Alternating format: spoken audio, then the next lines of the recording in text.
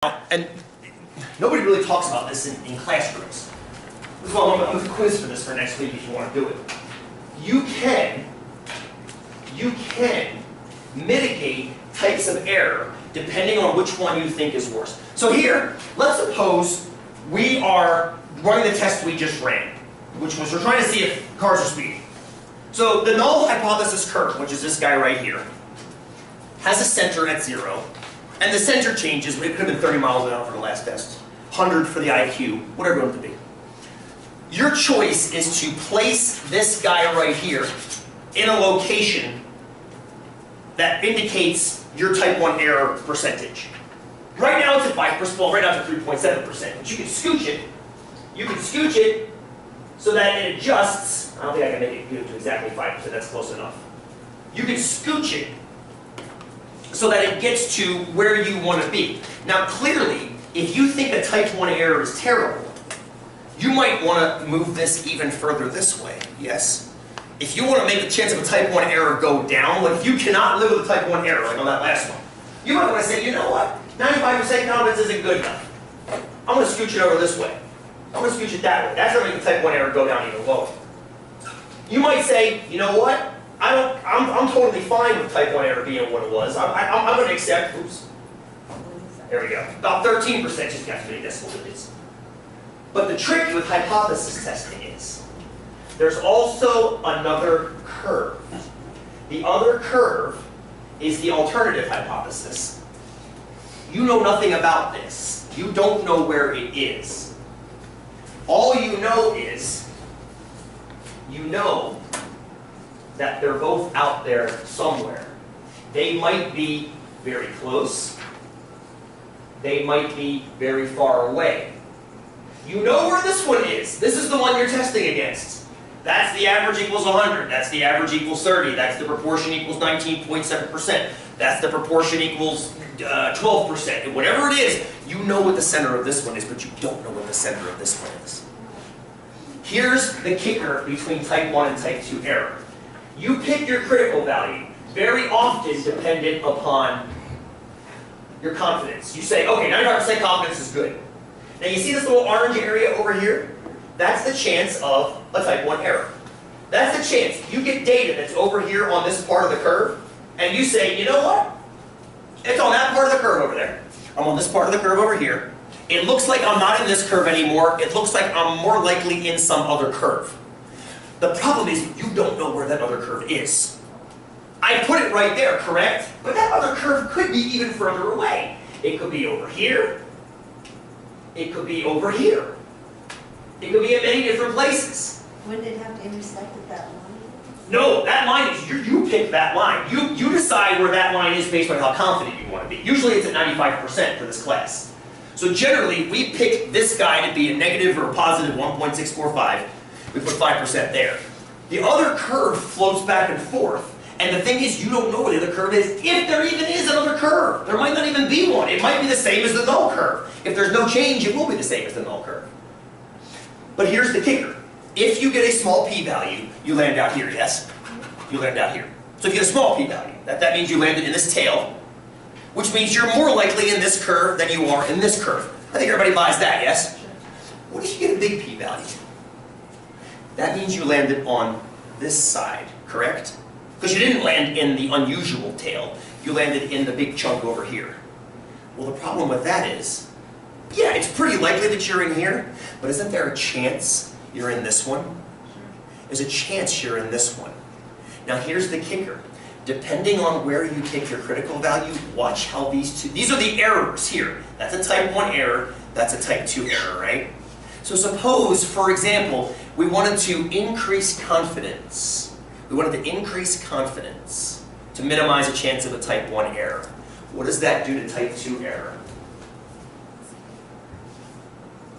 What does that do to your type 2 error, friends?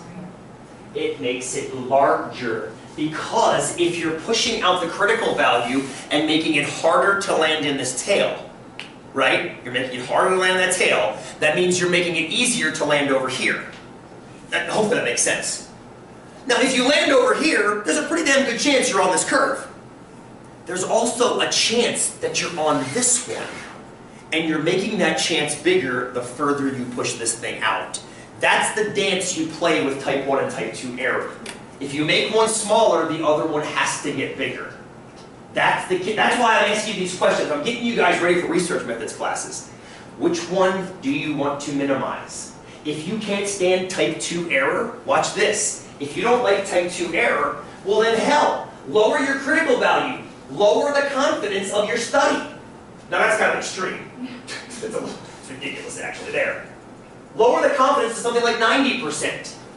Because now the alpha is at 10%, right? So lower your confidence to 90, which lowers your type 2 error down. So if you can't live with a type 2, make it as small as you possibly can by lowering your confidence. If you can't live with a type 1, but you can live with a type 2, push your confidence out as high as you can possibly make it, but cost effectively.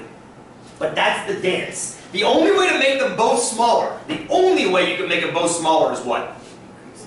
That's the only way to make them both smaller simultaneously, is by increasing the sample size. How is it that some of the time it's getting over 100% chance that... That's Excel. Excel pisses me off. This thing, you should see the crap back here that I've got. Oh, it's over here actually. The stuff I had to hide over here to make these curves. This looks very, very straightforward. This took me 3.5 weeks to make. And when it does stuff like that, I get pissed. But nonetheless, it's Excel. Excel was not designed to do this, but I wanted this to be in Excel because I want to make a quiz for this for next week, and I want you guys to play with this Excel sheet. And I wanted to make it streamlined as possible for you, so Excel's the best tool to do that with. Making it draw a bell curve is ridiculous. I mean, I have to graph it point by point by point. That's not actually a curve. It's a series of like 800 points. So, what's that? Thank you. It's exactly what it is. Oh, you're welcome. Thank you, Harrison. You're welcome. It's a dot matrix printing variable. Well, that's what your cell phone is, and your TI is for that matter. It's just that. What's that? I am. Yes, thank you very much. We're here all week. So, how do we feel about t-tests? Next time we'll do max pair t-tests, which are freaking rad. Freaking rad. We're going to talk about commercial volume, commercials on TV. We're going to talk about whether or not we should use our thumbs or our fingers when we're using stopwatches as swim meets. Thumb. We're going to talk, done? Thumb. Oh, thumb. Gotcha, we'll test that. Megan says we should use the thumb. Get better results. We'll test it. So, other things, all tied back to t-tests. Yeah, which one do you want to turn in? You want to turn in cops or neighbors? Pick one. Cops. Wait. Either way. Vote it. Cops or neighbors? Let's say, vote for cops. We're turning the cops one in. We're turning the neighbors one in. It's 4. 5. We got 5. Neighbors. Turn the neighbors in. Bunch of abstained votes. Rock on, friends. Yeah, just that big up pile up here. That's perfect. Are you walking up there? Have a good weekend.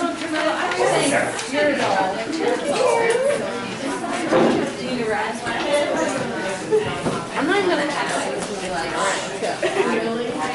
You gotta go back. Well, this is the most good activity.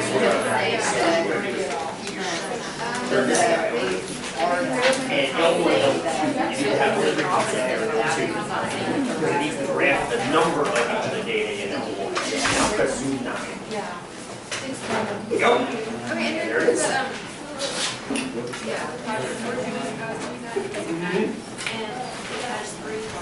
Yes. But then if I zoom out, No, it won't. You can't make that one though. okay, so it's the 3 bars. The 3 bars is fine. The point is that you can't make that look even harder than something. Good for you, we're already looking at that, yeah. The point of that project is, so this is a t-test. We're moving on to that. T-tests are great when you've got A, no outliers, what it pointed out, or B, roughly bell-shaped data. It's neither, because it appears to have an outlier. It's not bell-shaped at all. So what the hell do we do with the project issue? Okay. Cool? That's all that is. You got it. Can somebody, let me close the camera real quick. The world doesn't need this. There we go.